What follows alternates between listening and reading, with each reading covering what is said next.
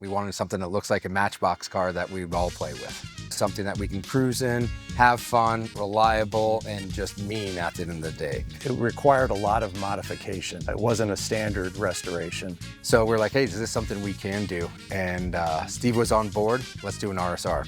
When we got this car, it was a race car before, and previous owners would drill holes and the holes wouldn't line up, so they'd drill a couple more next to it. I think I plugged probably 200 holes in this car. That took quite a bit of time. From there, it went on to the design of the car, doing all the research on what RSRs have. There was a lot of disagreements, a lot of things that were RSR correct and not RSR correct. The transitions on the front fender flares into the bumper were very difficult. I had to actually fab some pieces to fit those in. I spent a lot of time on these fender flares, mocking up the bumpers until I got to the point where I thought it was ready to go, and then I ended up cutting the old fenders off the car, and boy, when you do that, you're committed. The chassis was stripped bare. The RSR was then painted by our own collision center, and the 911T's original Viper green. I was kind of nervous about putting the bumpers on front and rear because I hadn't really mocked them up to the point where they were actually finished.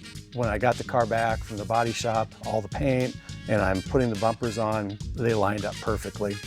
So the engine was scary, trying to source parts.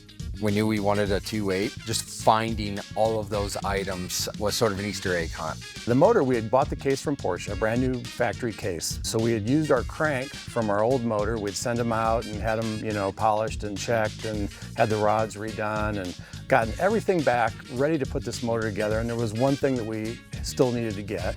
It was a set of 2.8 Mahle pistons and cylinders, and there were none anywhere in the world. I talked to some people, somebody said, hey, talk to this guy, he had 2 sets. Of course, we paid an arm and a leg for him, but we got them. The motor was not gonna get done in time if we hadn't had those pistons and cylinders. That was nerve-wracking. Then the trim came up.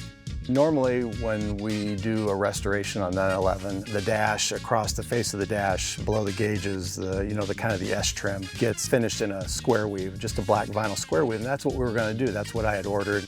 Mike Tesson says, hey, Steve, I want to do some houndstooth. I had to end up making new panels in the S trim for this. I glued the houndstooth onto this metal trim. What I found out when I wrapped it is that I could not slide it into the aluminum channels on the face of the car. So I ended up taking the steel pieces out. I rewrapped the houndstooth onto it, and then I had to slice the whole back of the houndstooth out in order to make it thin enough to slide into the aluminum channel. So it was really difficult. But once we got the seats in there, oh man, it looks so great. The wheels are the centerpiece to it in my mind. I love the color, that sort of flat aluminum look. I didn't want traditional black. I wanted flat silver looking trim. From there, deciding the pieces that were going to be cerakoted, and I think there was quite a few battles on that, going back and forth. There were times when we definitely did not agree on things. Trying to convey my vision to the people that are actually building it and getting their buy-in.